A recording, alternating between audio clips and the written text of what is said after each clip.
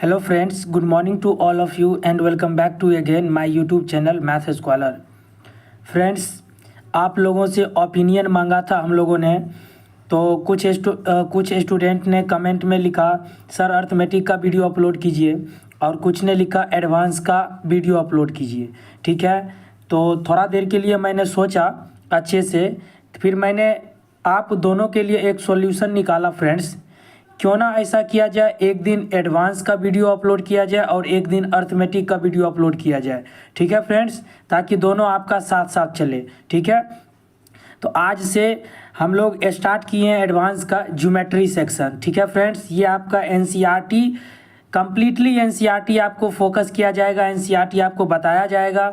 ठीक है, और नेक्स्ट क्लास जो होगा हम लोग घातांक और करनी का वीडियो अपलोड करेंगे। फिर उसके बाद जो क्लास होगा आपका वो ट्रायंगल का होगा। ठीक है, यदि आप लोग अभी तक इस चैनल को सब्सक्राइब नहीं किए हैं तो सब्सक्राइब कर लीजिए। आपको रेगुलर बेसिस पे इवनिंग टाइम में एक मैथमेटिक्स का वीडियो अपलोड किया जाता है। ठीक है फ्रेंड्स, और आपको इस चैनल पे बेस्ट कंटेंट मिलेगा। फ्रेंड्स, आप वीडियो को पूरा वॉच कीजिएगा तो आपको खुद पता चलेगा।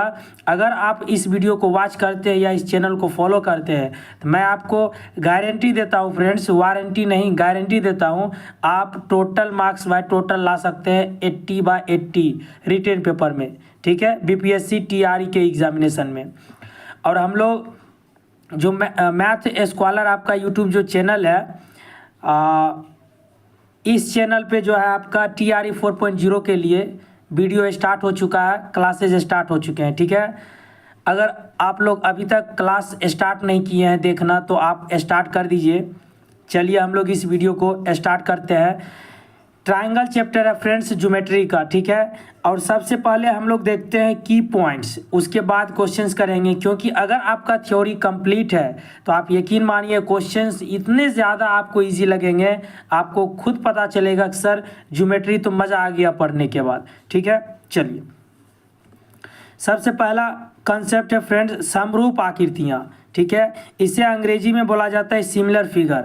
अब सिमिलर फिगर होता क्या है, दो आकृतियां समरूप कहलाती है यदि उनके आकार समान हो, परंतु आमाप समान हो भी सकते हैं और नहीं भी हो। ठीक है, देखिए ये जो आकार है समरूप आकृति का, ये डेफिनेटली समान होना चाहिए।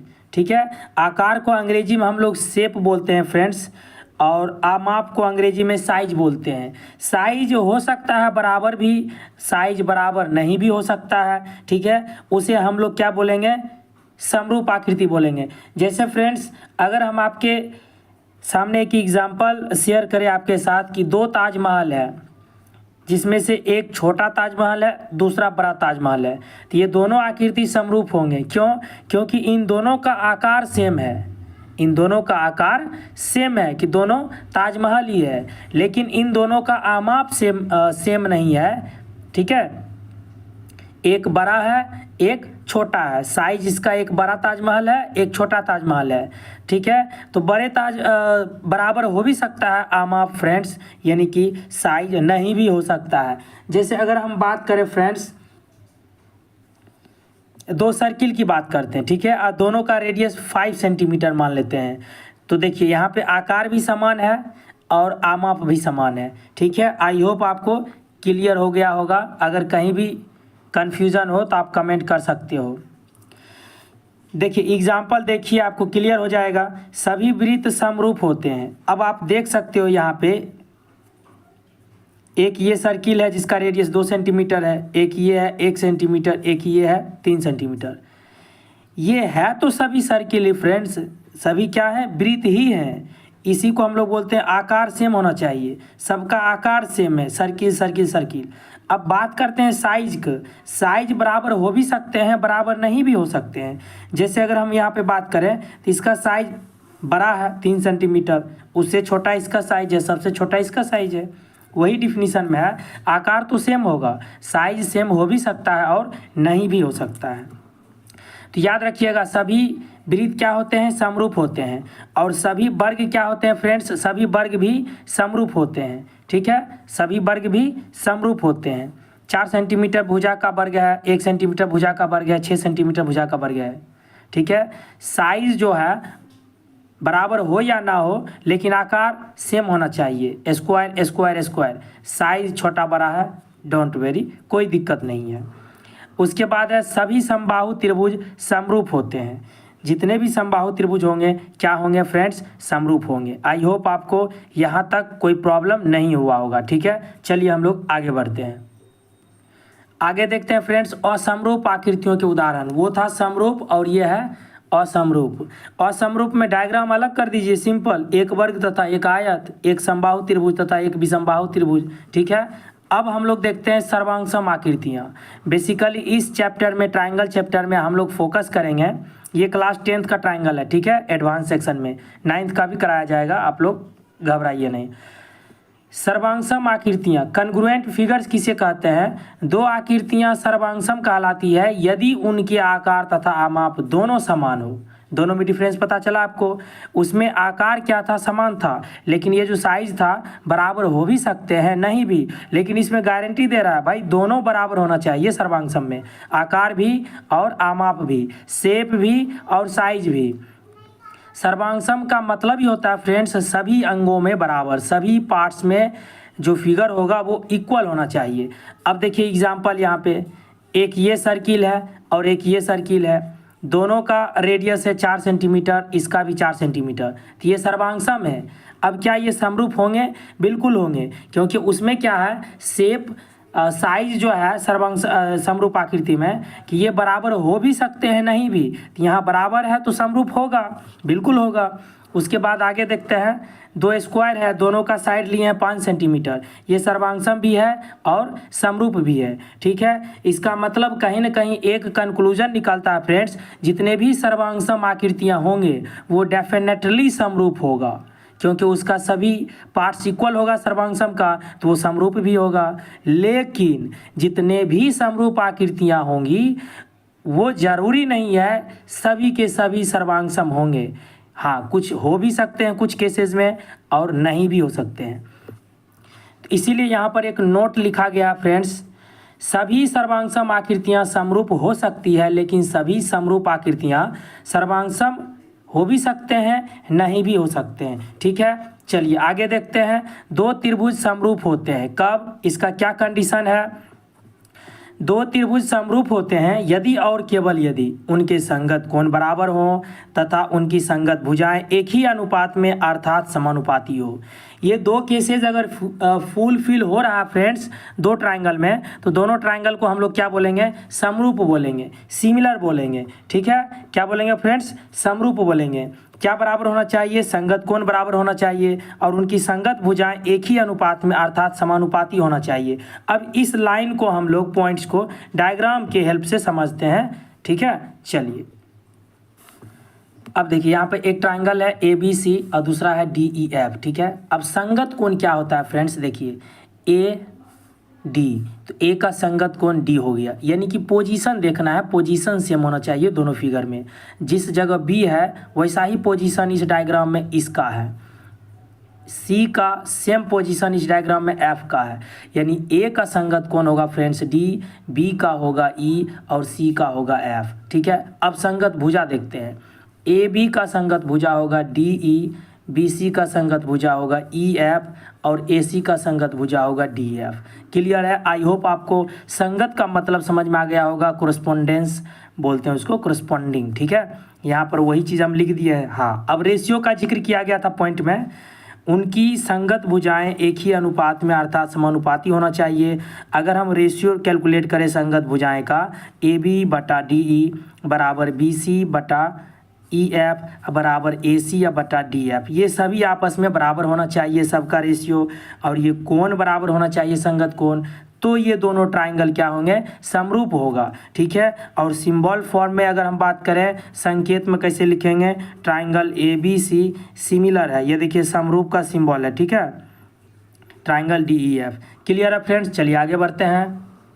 आपसे रिक्वेस्ट है एंड तक आप वीडियो को ज़रूर देखिए, वीडियो को एंड तक देखिएगा तभी कंसेप्ट क्लियर होगा और अच्छे से आपसे क्वेश्चन सॉल्व होगा। बहुत सारे स्टूडेंट कमेंट करते हैं सर वीडियो देखने के बाद तत्काल समझ में तो आ जाता है, लेकिन जब क्वेश्चन प्रैक्टिस करते हैं तो क्वेश्चन सॉल्व नहीं होता है। ठीक है। अगर आप पूरा वीडियो को देखिएगा तो ज़रूर क्वेश्चन सॉल्व होगा, अच्छे से कंप्लीट होगा आपका कंसेप्ट। नोट में क्या है फ्रेंड्स, यदि दो त्रिभुजों के संगत कोण बराबर हों, जैसे कि अभी दिखाए थे संगत कोण, तो वे समकोणिक त्रिभुज कहलाते हैं। अब एग्जाम में, अगर आपके एग्जाम में पूछा जा रहा है बीपीएससी टीआरई 4.0 में, सपोज दैट मान लीजिए ये क्वेश्चन आ गया, यदि दो त्रिभुजों के संगत कोण बराबर हैं, यदि दो त्रिभुजों के संगत कोण बराबर हो तो वो डैश त्रिभुज कहलाते हैं, समान कोणिक त्रिभुज कहलाते हैं, या फिर तीन अलग अलग तरह को ऑप्शन दे दिया जाए तो आपका आंसर क्या होगा, समान कोणिक त्रिभुज होगा, यानी इक्वी एंगुलर ट्राइंगल। ठीक है फ्रेंड्स, देखिए अगर आप इस चैनल को फॉलो करते हैं, आपसे एक भी क्वेश्चंस ना गलती होगा एग्जाम में, टीआरई के एग्जाम में, और ना ही आपसे छूटेगा। टोटल क्वेश्चन आपको वीडियो से ही देखने को मिलेंगे। ठीक है, अगर आपसे विश्वास नहीं होता है आपको, तो आप टीआरई 3.0 का मेरा बहुत सारा वीडियो अपलोड किया गया है, आप क्वेश्चन मिला लीजिएगा, आपको मिल जाएगा। और जिस दिन वीडियो अपलोड होता है उसका डेट भी मेंशन रहता है। ऐसा नहीं है कि एग्जाम के बाद हमने उसी सेम क्वेश्चंस को वीडियो बना के अपलोड कर दिया है। ठीक है, वो आपको देखने से पता चल जाएगा। चलिए अब हम लोग आगे बढ़ते हैं। एक प्रसिद्ध यूनानी गणितज्ञ थेल्स के अनुसार, अब थेल्स का क्या कहना है, जो कि यूनानी गणितज्ञ हैं, इन्हीं सेंटेंस को उन्होंने अपना एक अलग रूप दिया।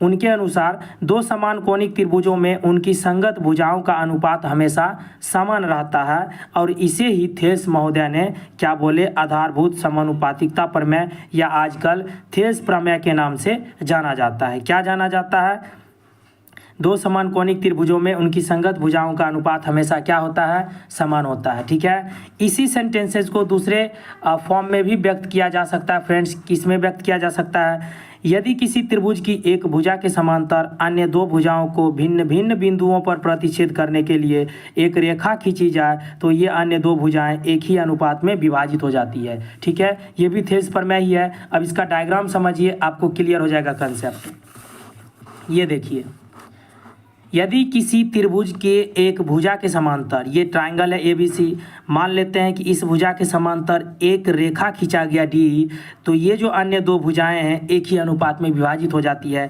यानी कि थेल्स प्रमेय से रिजल्ट क्या निकलता है, क्वेश्चन में ही मेंशन है कि ये दोनों क्या होंगे, पैरेलल होंगे। ठीक है, तब इसका जो रेशियो होगा फ्रेंड्स, ए डी अब बटा डी भी बराबर होगा ए ई अब बटा ई सी। यही थेल्स थ्योरम है। ठीक है फ्रेंड्स, इसमें चार पॉसिबिलिटीज आपके बनते हैं, ए डी अब बटा डी बी बराबर ए ई अब बटा ई सी। एक ये लिख सकते हो। ठीक है, ज़्यादा यही आपका पॉपुलर है, बाकी जिसका जहाँ यूज होगा वहाँ पे हम लोग क्या करेंगे, इसका यूज करेंगे। ठीक है, दूसरा आप ऐसे भी लिख सकते हो इसको रेशियो के रूप में, ए डी अब बटा ये पूरा साइड ए बी बराबर ए ई अब बटा ये पूरा साइड ए सी।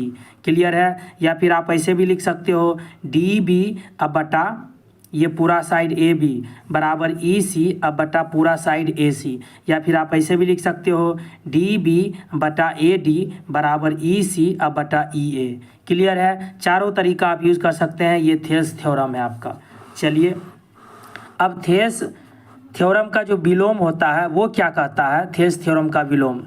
अब जो थेल्स थ्योरम क्या था, थेल्स थ्योरम में आपको ये वाले लाइन इस लाइन के पैरेलल दे रखे थे। ठीक है, और रेशियो आपको रिजल्ट के रूप में आया था, ये रेशियो। लेकिन थेल्स का जो विलोम है इसमें क्या है फ्रेंड्स, ये रिजल्ट ही दे रखा है रेशियो के फॉर्म में, तो इसमें बोला जाता है कि ये वाला जो होगा साइड लाइन इसके पैरेलल होगा। अगर किसी ट्राइंगल में साइड का रेशियो बराबर हो, ए डी बटा डी बी बराबर ए ई बटा ई सी, तो ये लाइन इस साइड के पैरेलल होता है। यही है Thales theorem, sorry opposite of Thales theorem. Clear है, चलिए हम लोग क्वेश्चंस कर लेते हैं। यहाँ पे एक क्वेश्चन करते हैं, एक दो क्वेश्चंस। दिए गए चित्र में यदि डी ई पैरेलल है बी सी, देखिए डी ई किसके पैरेलल है, बी सी। जब ये रेखा इसके पैरेलल है तो यहाँ पे थेल्स थ्योरम लगेगा, अप्लाई होगा। तो ई सी का मान निकालें, ई सी का मान निकालें। थेल्स थ्योरम लगा दीजिए फ्रेंड्स, ए डी अब बटा डी बी बराबर ए ई बटा ई सी। ठीक है, ए डी का मान है 1.5 बटा डी बी का मान है 3 बराबर ए ई का मान है 1 और ई सी हमें कैलकुलेट करना है। डेसिमल हटा दीजिए, 15 दूना 30, क्रॉस मल्टीप्लाई कर दीजिए, इसी का वैल्यू कितना आ गया फ्रेंड्स 2 सेंटीमीटर। आई होप आपको समझ में आया होगा।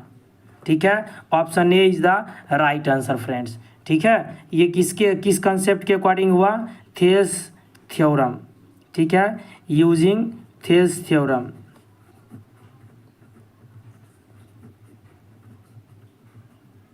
ठीक है फ्रेंड्स, चलिए एक क्वेश्चन और करते हैं।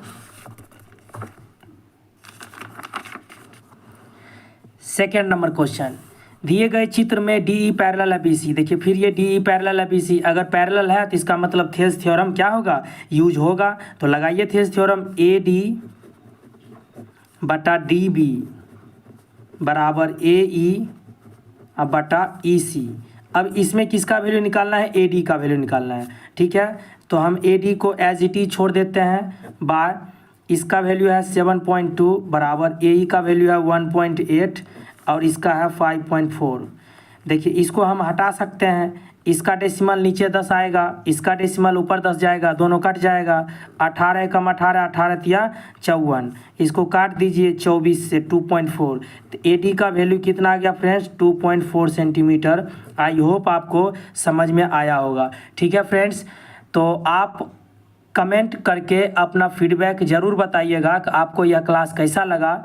मिलते हैं फ्रेंड्स नेक्स्ट वीडियो में। कल का क्लास घातांक और करनी यानी अर्थमेटिक का होगा, उसके बाद फिर आपका इसका पार्ट 2 आएगा। ठीक है, अल्टरनेट करके हम लोग वीडियो अपलोड करेंगे, अभी अर्थमेटिक का भी और एडवांस का भी। ठीक है फ्रेंड्स, इसमें जो भी लेक्चर्स बताए गए हैं फ्रेंड्स, ये पूरा जो थ्योरी है आपका, इसका अगर आपको PDF चाहिए तो आप इस नंबर पर SMS कर सकते हैं 9955691532 पे। ठीक है, और इस वीडियो के लिंक में आपको डिस्क्रिप्शन बॉक्स में टेलीग्राम का लिंक मिलेगा, व्हाट्सएप ग्रुप का भी लिंक मिलेगा, वो आप उसे ज्वाइन कर लीजिएगा। वहाँ पे भी PDF क्या होते हैं सेंड किए जाते हैं, टेलीग्राम पे ही PDF सेंड किया जाता है। ठीक है फ्रेंड्स, PDF से क्या होगा, आप प्रॉपर रिवाइज कर सकते हो, इसी क्वेश्चंस को प्रैक्टिस कर सकते हो। ठीक है, और वहाँ पे प्रैक्टिस के लिए भी क्वेश्चंस शेयर किए जाते हैं। ठीक है फ्रेंड, चलिए मिलते हैं नेक्स्ट वीडियो में। So thank you very much and thank you for watching video.